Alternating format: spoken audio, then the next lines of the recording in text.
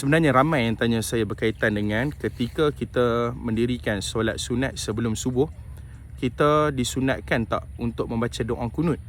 Maka menjawab pertanyaan ini, yang pertama sekali, kita apabila masuk je waktu subuh, sebelum kita mendirikan solat fardu subuh, kita disunatkan untuk mendirikan solat sunat subuh, iaitu sebanyak 2 rakaat. Itu yang pertama. Timbul persoalan, ketika kita mendirikan solat sunat 2 rakaat sebelum subuh ni, ataupun dipanggil sebagai solat sunat fajar ni, kita disunatkan tak untuk membaca doa kunut pada solat sunat ini?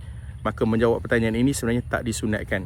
Kita hanya disunatkan untuk membaca doa kunut pada 3 keadaan ataupun tiga jenis solat ni lah. Yang pertama, dia panggil sebagai solat subuh. Itu kita dalam mazhab Syafi'i. Maka ketika rakaat yang terakhir, pada iktidar rakaat terakhir, kita disunatkan untuk membaca doa kunut. Hukumnya sebagai sunat abad. Itu yang pertama. Yang kedua, kita juga disunatkan untuk membaca doa kunut pada solat witir, iaitu pada malam terakhir ataupun separuh malam terakhir bulan Ramadan. Iaitu bermula pada malam ke-16, kita pergi solat tarawih di masjid ke, kita sembahyang tarawih di rumah ke, kemudian diakhiri dengan solat witir. Maka solat witir pada rakaat terakhir itu kita disunatkan untuk membaca doa kunut. Yang ketiga, jenis kunut yang ketiga, iaitulah kunut nazilah. Kita disunatkan dalam hal keadaan kita ditimpa musibah.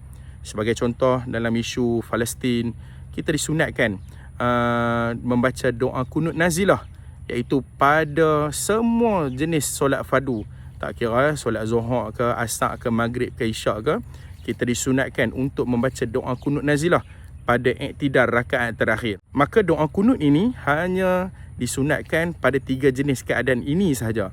Adapun seseorang yang mendirikan solat sunat sebelum subuh, maka tidak disunatkan untuk membaca doa kunut.